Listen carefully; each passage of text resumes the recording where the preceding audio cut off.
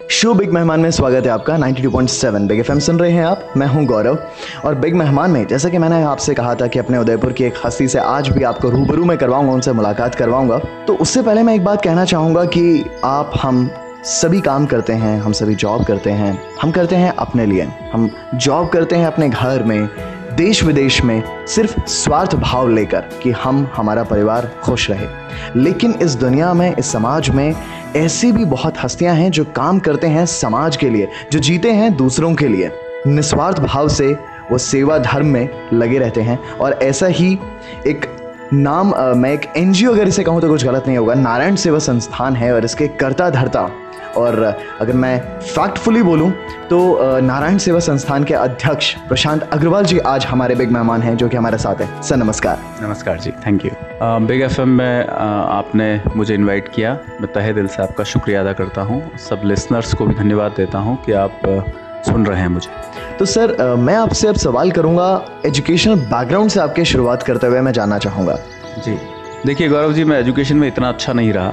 मैं science graduate रहा। मेरा इंटरेस्ट खेलने में, स्पोर्ट्स में काफ़ी ज़्यादा रहा। और हम लोग फिल्म देखते थे तो 3-3 शो देखते थे। चेटक यूनिवर्सिटी नंबरदार में हम पढ़े हैं। और जो चेटक सिनेमा में हमने उस समय के दौरान कोई फिल्म ऐसी नहीं थी जो छोड़ दी हो। एग्ज़ाम नेक्स्ट डे होता था और हम उसके पहले दिन 2 या 3 फिल्म देख चुके होते थे। मदर फादर बहुत परेशान थे कि प्रशांत कहने में नहीं है, लेकिन मुझे ऐसा लगा कि जो बचपन जिया वो बहुत अच्छे से जिया, मतलब बहुत खुल के जिया, बहुत स्वतंत्र माहौल में जिया। और एकेडमिक बैकग्राउंड से मैं आज देखता हूँ तो बहुत सारे मेरे मित्र थे जो काफ़ी टैलेंटेड रहे हैं। उनका एकेडमिक क्वालिफिकेशन देखते ही बनता है ना, 90% और ऐसे वैसे बहुत ज़्यादा नंबरों से पास हुए हैं। और हम लोग तो पिछली बेंच पे बैठने वाले बच्चे थे। तो आज वो बहुत सफल है, लेकिन कहीं ना कहीं उनका बचपन चला गया। कहीं ना कहीं वो पढ़ाई के अलावा कुछ कर नहीं पाए। स्पोर्ट्स में मेरा एक मित्र है जो स्पोर्ट्स कभी रहा नहीं जीवन में, तो आज यहाँ चढ़क आ गई, कल ये टूट गया, ये खराब हो गया, वो खराब हो गया। शरीर में 50 तरह की समस्याएं चलती रहती है। और मुझे लगता है कि पढ़ाई भी करनी चाहिए, शिक्षा बहुत ज़रूरी है, लेकिन साथ में आपको बचपन भी अपना पूरा जीना चाहिए। जैसे स्पोर्ट्स से संबंधित, देखिए एकेडमिक बैकग्राउंड से मेरे बच्चों को भी मैं कहता हूँ, मेरी पत्नी कहती है बच्चों को पढ़ने के लिए, तो मेरा इंटरेस्ट होता है कि जितना पढ़ें ठीक है, एक्स्ट्रा ऑर्डिनरी उन पर प्रेशर मत डालो और खेलने कूदने दो ताकि उनका सर्वांगीण विकास हो सके। तो मेरा एकेडमिक बैकग्राउंड बहुत ज़्यादा अच्छा नहीं रहा। ठीक है सर, मेरा सवाल अगला आपसे रहेगा कि आपके सफ़र की शुरुआत कहाँ से और कैसे हुई? देखिए मैं तो 13 साल का था तब पिताजी ने नारायण सेवा संस्थान की स्थापना की 1985 में। और उस समय मुझे ये नहीं पता था कि संस्था सेवा क्या होती है, हम लोग नहीं जानते थे। लेकिन मैं और मेरी सिस्टर, पिताजी कहते थे ये काम कर लो, वो काम कर लो, तो उनके आदेशों का पालन करना ही हमारा ध्येय होता था। अब उसमें सेवा हो रही है, क्या हो रहा है, हमें पता नहीं था। जैसे उन्होंने कहा कि आप आटा इकट्ठा करके 4 घर से ले आइए, तो एक बार की बात है, कल्पना मेरी सिस्टर लेने गई तो वो रोती हुई घर आई। तो पिताजी ने पूछा रो क्यों रही है बेटा? बोले मैं आटा लेने के लिए घर में गई थी तो कोई महिला निकली, उसने मुझे बहुत दुत्कार के कहा जा आगे से ले आ, फिर इधर से आ जाना, कहाँ से आ जाते हैं, ऐसे करके मेरे को बोल दिया। पापा मैं आगे से नहीं जाऊंगी। तो पापा ने उसको उसके आंखों से आंसू पहुँचते हुए बोला कि कोई बात नहीं बेटा, एक दिन आपके आंसू फूल बनेंगे और आपको चिंता करने की ज़रूरत नहीं। 1-2 लाइनें सुनाई थी उस समय कि मर जाऊं मांगू नहीं अपने तन के काज, परहित कारण मांगते मोहि न आवे लाज। तो ये शर्म करने की बात नहीं है और आप जाइए। तो हमारा बचपन इस तरह से निकला। नारायण सेवा की जहाँ तक बात करूँ मैं, नारायण सेवा संस्थान का शुरुआत में जब हम आटा लेने जाते थे तो लोगों ने काफ़ी मदद की हमें। फिर ये धीरे धीरे चलता चला गया।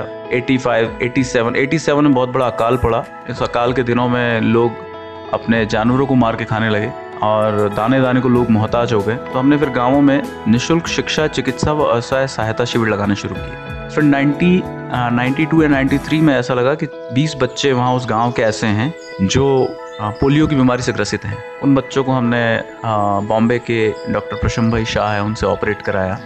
ऑपरेशन बहुत अच्छा रहा। चैनराज जी लोढ़ा साहब बॉम्बे के रहने वाले हैं, उन्होंने उन 20 बच्चों का ऑपरेशन का पैसा दिया था। उनको जब शेयर की ये बात कि इतने अच्छे रिजल्ट आए तो उन्होंने कहा क्यों ना एक हॉस्पिटल बना दिया जाए। तो नारायण सेवा संस्थान का प्रथम हॉस्पिटल बना 20 फरवरी 1997 को। उस समय जब 97 को हॉस्पिटल बना तो हम लोग थोड़ा पैसा लेते थे क्योंकि खर्चा चलाना बहुत मुश्किल था। तो उस समय 2,500 रुपए एक पेशेंट से लिए जाते थे, लेकिन देखा कि कुछ पेशेंट के पास 200 रुपए नहीं है तो 2,500 कहाँ से देगा। और पोलियो के बारे में अवेयरनेस नहीं थी, पोलियो इनक्योरेबल माना जाता था, उसका इलाज ही नहीं है ऐसा सोचते थे। तो फिर हमने बाबूजी ने कहा कि इसको फ्री चलाएंगे क्योंकि जिनसे हम पैसा ले रहे हैं उनके पास पैसा खाने को नहीं है तो इलाज के लिए कैसे देंगे। तो फ्री की घोषणा की गई। उसके बाद 3 बार ऐसा हुआ कि नारायण सेवा संस्थान बंद होते होते रुकी और आज प्रभु कृपा से 2,60,000 बच्चे अपने पैरों पर ऑपरेट होने के बाद खड़े हो गए हैं। उसके बाद उन कुछ लोगों को वोकेशनल ट्रेनिंग के द्वारा जॉब मिल गए हैं, कुछ की शादियां हो गई उसके बाद। तो एक बड़ा अच्छा जीवन चक्र चल रहा है हमारे इन भाइयों का। क्या बात है सर। एक सवाल मैं आपसे करूंगा कि आपके कार्य से तो वैसे आपको फुर्सत और वक्त शायद ही मिल पाता होगा, लेकिन फिर भी क्या कोई ऐसे शौक हैं आपके जिनको आप वक्त किसी टाइम पर दिया करते थे लेकिन अभी मुश्किल हो गया है? देखिए, फिल्म देखना थोड़ा कम हो गया, लेकिन स्पोर्ट्स मेरा पहला प्यार और जीवन का शायद अंतिम प्यार होगा। बिना स्पोर्ट्स के मैं रह नहीं सकता। मैं 42 का हूँ अभी और मैं पिछले 36 सालों से वॉलीबॉल खेल रहा हूँ। तो 36 सालों में मुझे ऐसा लगता है कि 1-1.5 साल मेरा ज़रूर छूटा है क्योंकि मुझे स्पॉन्डिलाइटिस की प्रॉब्लम हो गई थी।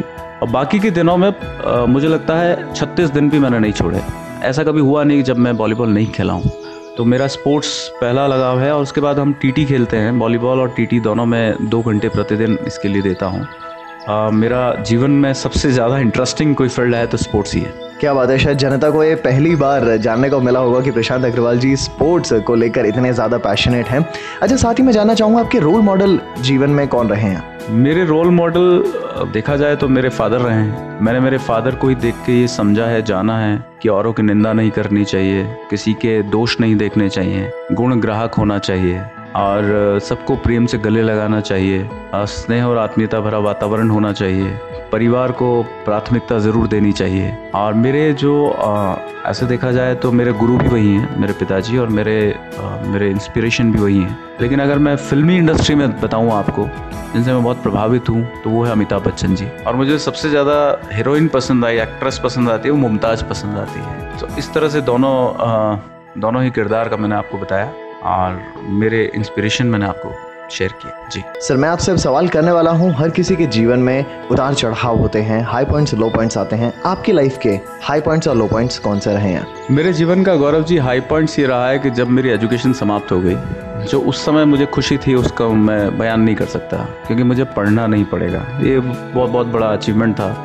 और हाई पॉइंट्स ये भी रहे जब पिताजी को पद्मश्री मिल रहा था तो मैं सचिन के साथ बैठा था। सचिन इधर थे, मैं सचिन को बहुत ज़्यादा, क्योंकि क्रिकेट के आदी हैं देखने के, तो बहुत लाइक करता था। तो मेरे सामने बहुत बड़े बड़े लोग थे, इन्फोसिस के मूर्ति साहब थे और भी काफ़ी सारे लीजेंड्स थे, लेकिन मेरा इंटरेस्ट, इवन टू वहाँ बैठे हुए सब लोगों का इंटरेस्ट केवल सचिन में ही था। तो मुझे वो जो यादगार पल जो मैंने सचिन के बात करने का ज़्यादा, मैंने एक लाइन ज़रूर कही थी उनको, क्वेश्चन कहा था कि आप इतना ऊपर चले गए हैं, इतना हाइट आपने क्रॉस कर लिया है, लेकिन आज फिर भी आप सरल, सहज और विनम्र हैं, ऐसा कैसे? तो उन्होंने हंस के मेरी बात का हंस लिए, जवाब नहीं दिया। तो वो मेरे लिए एक यादगार पल थे। और नारायण सेवा संस्थान के लिए तो यादगार ये है कि जब हमने नारायण सेवा संस्थान में 1 लाख बच्चों का ऑपरेशन किया, उस समय हमने सेलिब्रेशन किया था, तो वो भी एक हाई पॉइंट्स में ही उसकी गिनती की जाएगी। और लो पॉइंट्स ये रहे कि मैं जब 11th में था तो बहुत ज़्यादा डिप्रेस हो गया था। मुझे मेरे क्लास के एक विद्यार्थी ने इतना ज़्यादा डिप्रेस कर दिया था कि मुझे एग्ज़ाम देने के लिए मैं नहीं जा पा रहा था। एक मेरे बहुत, जैसे विषम परिस्थितियों में मित्र काम आते हैं, वैसे ही एक मित्र ने मुझे ज़बरदस्ती अपनी साइकिल पे पीछे बिठा के मुझे वो ले गए और मुझे ज़बरदस्ती एग्ज़ाम दिलाया और मैं पास होके उस क्लास से आगे बढ़ पाया, नहीं तो मैं एग्ज़ाम नहीं दे सकता था। और वो डिप्रेशन उस लड़के की वजह से हुआ। आज वो किसी स्कूल का हेडमास्टर है और वो उस स्कूल में जो 20 टीचर्स हैं वो सभी डिप्रेशन का शिकार हैं। तो वो हेडमास्टर साहब जब मेरे से स्कूल के लिए कुछ मदद मांगने आए कि बच्चों के लिए स्वेटर्स और ये सब चाहिए, तो मैंने वो सब मदद की, लेकिन मैं ये नहीं बोल पाया कि तुम्हारी वजह से मैं कितना दुख पाया हूँ। तो ये लो पॉइंट्स रहे हैं, लेकिन जीवन में ज़्यादातर तो हाई पॉइंट्स ही रहे, ज़्यादातर खुशियों के पल ही रहे हैं, क्योंकि मैं जानता हूँ कि हर पल, हर क्षण उत्सव, उल्लास और उमंग का है। तो आज के हमारे बिग मेहमान प्रशांत अग्रवाल जी से हम कर रहे हैं बातें और इनके जीवन से जुड़े वो पहलू सामने आ रहे हैं। तो सर एक बहुत इंटरेस्टिंग रैपिड फायर राउंड शुरू करने वाले हैं, जहां पर कुछ मैं इंस्टेंट आपसे क्वेश्चंस पूछूंगा और इंस्टेंट आपके मुझे जवाब चाहिए होंगे। तो आप रेडी हैं? जी हाँ। तो पहला सवाल मेरा आपसे है कि आपके favourite actor? Amitabh Bachchan. Favourite actress? Mumtaz. Favourite movie? New Delhi times. Favourite singer आपके? फेवरेट सिंगर, देखिए मेरा म्यूजिक से ज़्यादा लगाव रहा नहीं, तो मुझे अभी कोई फेवरेट है नहीं। रफी साहब? हम बोल सकते हैं रफ़ी साहब जी। फेवरेट सॉन्ग आपका? फेवरेट सॉन्ग वैसे मेरे होठों से छू लो तुम, ये फेवरेट सॉन्ग रहा है, लेकिन मैं चाहूँगा कि एक सॉन्ग आप ज़रूर बजाएं हमारी जनता के लिए, फूल तुम्हें भेजा है खत में। ठीक है, तो फूल तुम्हें भेजा है खत में, ये गाना तो प्ले करेंगे, लेकिन अभी सवाल पूरे नहीं हुए। एक और मेरा सवाल है, आपका फेवरेट फूड? फेवरेट फूड जो भी फैटी करते हैं, मतलब जो भी मोटापा बढ़ाते हैं, वो सब मेरे फेवरेट हैं। जैसे बेसन के गट्टे, आलू की सब्जी, ये सब मेरे फेवरेट हैं। लेकिन पिछले 4.5 महीने से मैंने ये दोनों ही नहीं लिए हैं। जो कमज़ोरी है मेरी, उससे मैं दूर हूँ अभी, लेकिन फेवरेट डिशेस मेरी ही हैं। उम्मीद करते हैं जल्दी आपको आपकी फेवरेट डिशेस मिलेंगी। आखिरी सवाल मेरा है, आपकी favourite holiday destination? Favourite holiday destination वैसे जनरली सब लोगों की रहती है स्विट्ज़रलैंड, मेरी भी है स्विट्ज़रलैंड, क्योंकि मैंने देखा नहीं है, सुना ही सुना है, और उसकी जो सीनरी देखी है वो देख के मुझे लगता है कि काश मैं कभी वहाँ जा पाऊँगा। लेकिन भारत में भी स्विट्ज़रलैंड से ज़्यादा अच्छी जगह है, कश्मीर से ज़्यादा सुंदर कोई जगह भारत में आई थिंक नहीं है। तो कश्मीर में जा चुका हूँ, और अगर टॉप पे देखा जाए तो स्विट्ज़रलैंड है, लेकिन भारत के स्तर पर नो डाउट कश्मीर। तो यहीं पर पूरा होता है हमारा रैपिड फायर राउंड। तो सर मेरा आखिरी सवाल आपसे रहेगा कि आपके फ्यूचर को लेकर, भविष्य को लेकर क्या बिग प्लान्स हैं? जी, मैं ये कहना चाहूँगा कि भारतीय रेड क्रॉस सोसाइटी ने जिस प्रकार से अपना पूरा नेटवर्क पूरे वर्ल्ड में, ग्लोबल में फैलाया है, मैं ये चाहता हूँ कि दुनिया के किसी भी कोने में कोई भी पीड़ित व्यक्ति अगर कराह रहा है तो उससे मदद मिले, कोई भी मदद करे। हम ये चाहते हैं कि 700 करोड़ लोग जो दुनिया में हैं उन तक नारायण सेवा संस्थान को पहुंचाना, और उसमें वेल विशर्स भी होंगे, डोनर्स भी होंगे, और जिनको मदद चाहिए वह भी होंगे। अभी हमारे सेंटर्स, पिछले 6 महीने पहले हमारा ये प्लान था कि 100 सेंटर्स हम पूरे भारत में खोलेंगे, तो 70 सेंटर्स हम खोल चुके हैं, 30 सेंटर्स और बाकी हैं। इन सेंटर्स पर, काफ़ी सारे सेंटर्स पर आर्टिफिशियल लिम्ब बनाए जा रहे हैं, और फिजियोथेरेपी केंद्र चल रहे हैं, और तकरीबन 100 to 150 पेशेंट्स पर डे आकर हेल्प ले रहे हैं, मदद ले रहे हैं। आर्टिफिशियल लिम्ब्स की जहाँ तक बात है तो बहुत सारे ऐसे हमारे युवा साथी हैं, बच्चे हैं, बुज़ुर्ग हैं जो एक्सीडेंट्स में अपने हाथ पांव खो चुके हैं, तो उन्हें मॉड्यूलर हाथ पांव दिए जा रहे हैं। मॉड्यूलर हाथ पांव अभी तक भारत में कभी किसी ने दिए नहीं। जो जयपुर फुट और जो बहुत ज़्यादा वेट लिए होते हैं, उनको पहनकर चला जाना भी मुश्किल काम होता है, तो हमने लाइट वेट मॉड्यूलर हाथ पैर देना शुरू किया है, और हमारी कोशिश है कि हम वर्ल्ड वाइड इस काम को ले जाएं, केवल भारत के कुछ गांवों तक या शहरों तक इसको समेत नहीं रखें। बेहद खूबसूरत, और ये जो भी आपके बिग प्लान्स हैं भविष्य को लेकर, फ्यूचर को लेकर, उनके लिए मैं ऑल द बेस्ट कहना चाहूँगा। और साथ ही आपने जो वक्त हमें दिया बिग मेहमान में आने के लिए, उसके लिए बेहद शुक्रिया आपका कहना चाहता हूँ।